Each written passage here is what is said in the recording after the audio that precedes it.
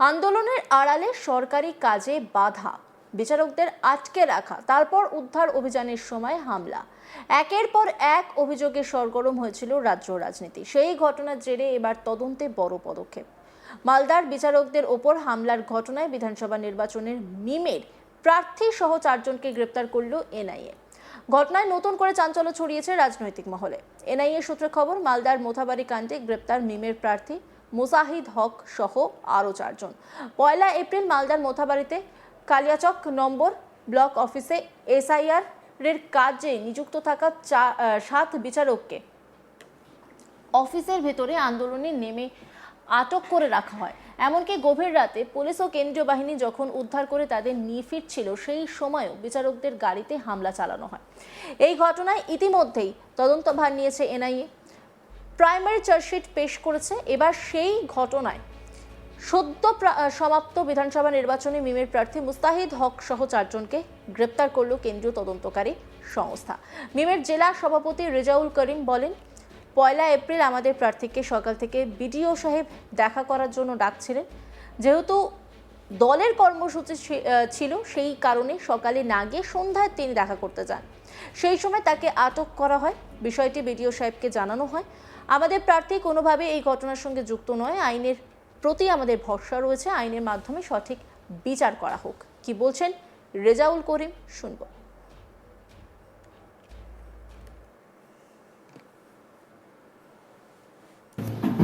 দেখুন, ব্যাপার হচ্ছে যে 1 এপ্রিল যে মোথাবাড়ির একটা ঝুট ঝামেলা হয়েছিল, যেটা আমরা সোশ্যাল মিডিয়ার মাধ্যমে দেখেছি, তো সেই ঝামেলার দিন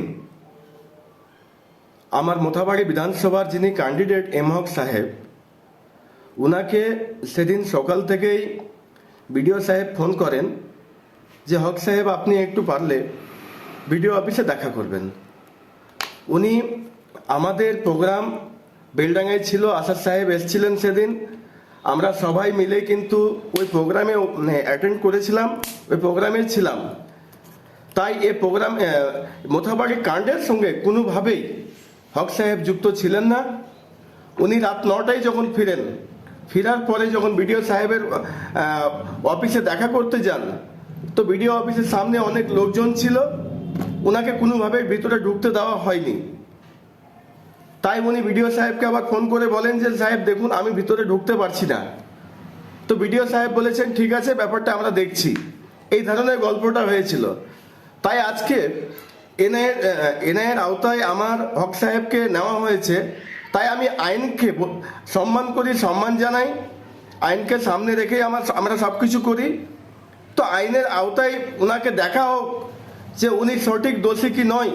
যদি সঠিক দোষী না হয় তাহলে ওকে ইমিডিয়েট যেন ওর যেন জামিন হয় বা ওনাকে ছাড়া হয়, তার আমি প্রশাসনের কাছে আবেদন জানাচ্ছি। এই নিয়ে রিপোর্ট তুলে ধরেছেন আমার কলিগ মিল্টন পাল, দেখব।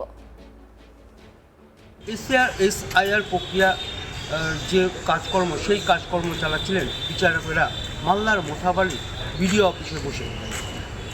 চলতি বছরের 1 এপ্রিল সেই বিচারকেরা এই মোথাবাড়ি যে বিডিও অফিস রয়েছেন, সেই বিডিও অফিসের ভেতরেই সকাল থেকে কাজ করছিলেন।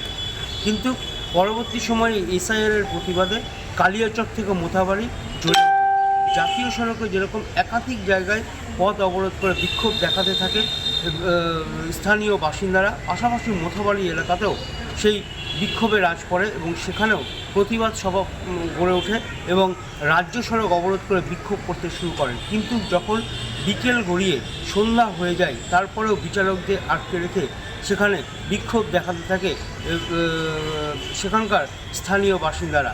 এবং এরপরে যখন অনেক রাত হয়ে যায়, গভীর রাত হয়ে গেলেও সেই বিচারকদের সেখান থেকে বের হতে দিচ্ছিলেন না।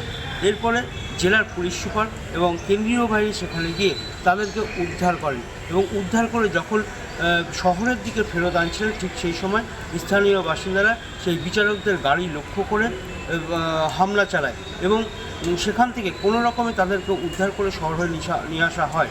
এবং এর পরবর্তী সময়ে দেখা যায় যে যারা হামলা করেছিল সেই ঘটনার সঙ্গে যুক্ত থাকার অভিযোগে মোথাবাড়ি থানাতে একাধিক অভিযোগ জমা করে এবং সেই অভিযোগের ভিত্তিতে পুলিশ তদন্ত শুরু করে এবং এরপরই এই ঘটনার তদন্তভার নেয় এনআইএ এবং এর পরে এনআইএর যে টিম সেই টিম বারে বারে মোথাবাড়ি থানা এলাকায় এসছেন, বিডিও অফিসে এসছেন, প্রয়োজনীয় যে সমস্ত নথি সেই সমস্ত নথিও তারা সংগ্রহ করেছেন।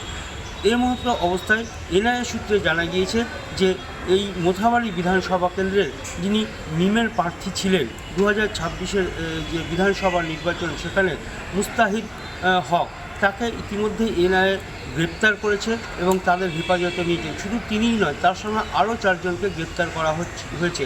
এই নিয়ে মোট 35 জনকে গ্রেপ্তার করা হয়েছে। পাশাপাশি এই ঘটনার সঙ্গে যুক্ত থাকার অভিযোগে মোট 72 জনকে গ্রেপ্তার করা হয়েছে। ইতিমধ্যেই এনআইএ এই 35 জনকে তাদের হেফাজতে নিয়েছে এবং ঘটনার তদন্ত শুরু করা হয়েছে। এর আগে এই ঘটনাকে কেন্দ্র করে মোথাবাড়ি যেরকম জ্বলে উঠেছিল, ঠিক এই কালিয়াচক এলাকা সহ মালদার বিভিন্ন এলাকা জ্বলে উঠতে শুরু করে। স্বাভাবিকভাবে যে একাধিক জায়গায় প্রতিবাদ, পথবরোধ ইত্যাদি শুরু হয়েছিল, তারা স্বাভাবিক নিয়মে করছিলেন, কিন্তু মোথাবাড়ি এলাকায় বিচারকদের আটকে রেখে সেখানে একাধিক ঘটনা হয় এবং সেখান থেকে যখন তাদেরকে বের করে নিয়ে আসে তাদের ওপর হামলা চালানো হয় এবং এই ঘটনার তদন্তও শুরু হয়। তদন্তের শুরু করার পর থেকেই তাদের একাধিক জনকে গ্রেপ্তার করা হয়েছে। মনে করা হচ্ছে যে 1 এপ্রিলে এই ধরনের যে ঘটনা ঘটেছিল এবং এই ঘটনা ঘটার পরে স্বাভাবিকভাবে মোথাবাড়ি স্তব্ধ হয়ে রয়েছিল, কিন্তু তার পরবর্তী সময়ে যখন পুলিশ এবং এনআইএ তদন্ত শুরু করে, সেই তদন্তে অনেকজনের নাম উঠে এসেছিল। তার মধ্যে এই মুস্তাহিদ হক অর্থাৎ এই মিমের যে প্রার্থী, সেই প্রার্থীকে গ্রেপ্তার করা হয়েছে এবং ইতিমধ্যে গোটা ঘটনার তদন্ত শুরু করা হচ্ছে। স্বাভাবিকভাবে মনে করা হচ্ছে এর পেছনে আরও কেউ জড়িত রয়েছে কিনা বা এই ঘটনায় আরও কেউ যুক্ত রয়েছে কিনা সেটাও তদন্ত করে দেখছে। পাশাপাশি মিমের যে সভাপতি রয়েছেন রেজাউল করিম, তিনি পরিষ্কার জানাচ্ছেন যে ওই দিনকে বিডিও অফিসে এই যে তাদের প্রার্থী রয়েছে সেই প্রার্থীকে ডেকে পাঠানো হয়েছিল। যেহেতু সকালের দিকে সেই বিডিও অফিসে তারা যেতে পারেনি, কারণ তাদের দলীয় কর্মসূচি ছিল, কিন্তু পরবর্তী সময়ে বিকেলের দিকে যখন এই প্রার্থী সেখানে যায়, সেখানে দেখতে পায় গেট বন্ধ রয়েছে। স্বাভাবিকভাবে সেই সময় তারা যে বিডিও রয়েছে তাকে ফোন করে বলেছিলেন যে তাকে ঘরে ভেতরে ঢুকতে দেওয়া হচ্ছে না, আর সেই কারণেই সেখান থেকে তিনি চলে গিয়েছিলেন। কিন্তু কেন তাকে গ্রেপ্তার করেছে তিনি বুঝে উঠতে পারছেন না। তবে গোটা ঘটনা বিচারকের ওপর তার আস্থা রয়েছে এবং বিচারকের ওপর আস্থা রেখে তিনি জানিয়েছেন যে গোটা ঘটনার সঠিক তদন্ত করা হোক, তদন্ত করে আইনানুগ ব্যবস্থা নেওয়া হোক। পাশাপাশি যদি তিনি দোষী না হন তাহলে আইন অনুযায়ী তাকে যেন ছেড়ে দেওয়া হয়, সেই আবেদনও জেলার যে সভাপতি রয়েছেন রেজাউল করিম, তিনি আবেদন জানিয়েছেন। অন্যান্য খবরে আপডেটের জন্য অবশ্যই নজর রাখুন আজ তাক বাংলার ইউটিউব স্ট্রিমিংয়ে। লাইক, কমেন্ট, শেয়ার এবং সাবস্ক্রাইব করতে ভুলবেন না।